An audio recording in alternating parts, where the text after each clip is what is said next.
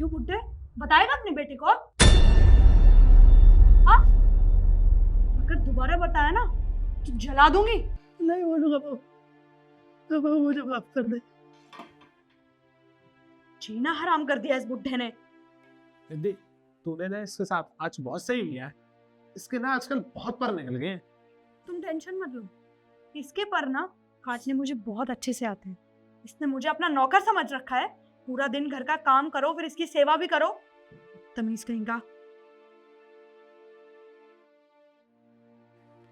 रिद्धि अपने बॉयफ्रेंड के साथ मिलके मेरे पापा के साथ ये सलूक कर रही है। मुझे तो विश्वास नहीं हो रहा। रिद्धि मेरी पीठ पीछे ऐसा कर सकती है? इतना प्यार करता था मैं उससे।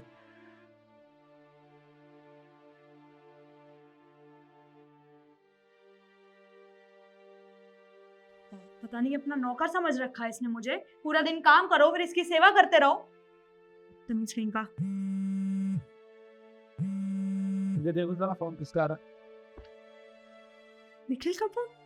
तुम इसका ना मुंह बंद रखना। हेलो, हाँ निखिल। कैसे हो तुम? क्या कर रही हो? मैं तो ठीक हूँ, तुम बताओ। पापा क्या कर रहे हैं? एक बार बात कराना उनसे। पापा पापा जी तो दवाई खा के सो रहे हैं। मैंने उनको बोला था कि रेस्ट करो आप, तो वो तो कमरे में अभी। नहीं नहीं रहना तो फिर कोई बात नहीं, मैं आराम करने दो। ठीक है, मैं बस इसलिए फ़ोन कर रहा था ताकि तुम्हारा हाल चाल जान सकूं। मैं फ़ोन रखता हूँ। ठीक है। अच्छा सुनो, मैं कह रही थी कि 20,000 रुपए भेज देना वो सामान के लिए। वो पापा जी का सामान भी तो लाना ना, दवाइयाँ भी हैं सब कुछ। ठीक है, मैं करता हूँ तुम्हें शाम तक।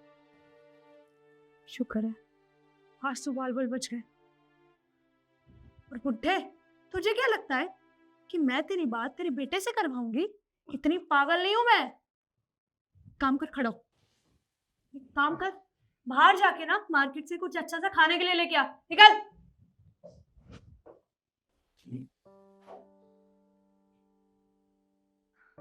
तुम क्यों परेशान हो रहे हो? वैसे ये बुड्ढा ना बहुत देर में आए, अब हमारे पास वक्त ही वक्त है। बैठो।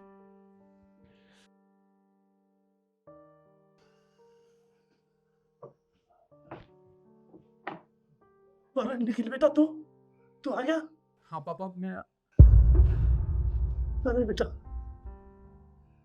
देखो मेरा क्या हाल कर दी। बहुत मारते हैं तेरी घरवाली बेटा। बेटा मेरे नौकर से भी बेहतर बेइज्जती हो रही बेटा। मेरे को अच्छा नहीं लगता बेटा। और आज तो हद कर दी तेरी घरवाली ने। ये देख, ताई पर हाथ रख दिया, मेरा हाथ जला दिया बेटा। पापा आप चिंता मत कीजिए। मुझे तो लगता था कि रिद्धि आपका ख्याल रखती होगी, पर ऐसा कुछ नहीं है। वो तो आपके साथ बहुत जुल्म करती है। और चिंता मत कीजिए, मैं आ गया हूँ। अब उसने जो अपने बॉयफ्रेंड के साथ मिलकर आप पे जुल्म किए हैं ना, देखिए जुल्म का हिसाब मैं उससे लेकर रहूंगा। आप आइए मेरे साथ।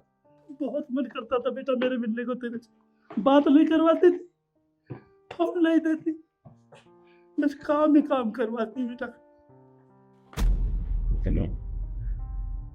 निखिल, तुम यहाँ कैसे? क्यों? मुझे अपने ही घर में आने के लिए तुम्हारी परमिशन लेनी पड़ेगी क्या? नहीं निखिल, ऐसा कुछ नहीं है, बट तुम अचानक से आ गए ना, बस इसीलिए पूछा मैंने। ये सब चीज छोड़ो, मुझे बस इतनी बात बताओ कि तुम दोनों मिलके मेरे पापा को क्यों सता रहे थे?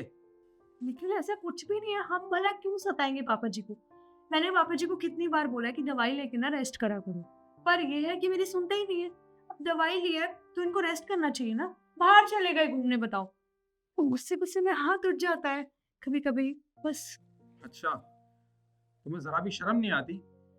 तुम एक बूढ़े आदमी पे हाथ उठा रही हो, वो भी अपने बॉयफ्रेंड के साथ मिलके। मैंने कभी सपने में भी नहीं सोचा था कि तुम मेरे साथ ये हरकत करोगी।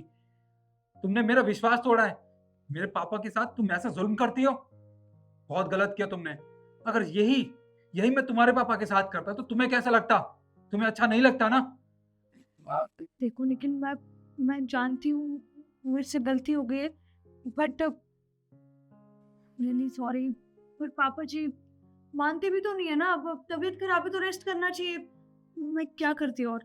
बस बहुत हो गया तुम्हारा ड्रामा। अब ये सब मैं और सहन नहीं करूंगा, और ना मेरे पापा और तुम। खैर मैं तुझसे कहूँ ही क्या, जब अपना सिक्का खोटा होता है ना तो गलती दूसरों की नहीं निकाली जाती, इसमें सारी गलती तुम्हारी है। इस घर से बाहर निकल जाओ, इससे पहले मैं कुछ गलत कर बैठूं तुम दोनों के साथ।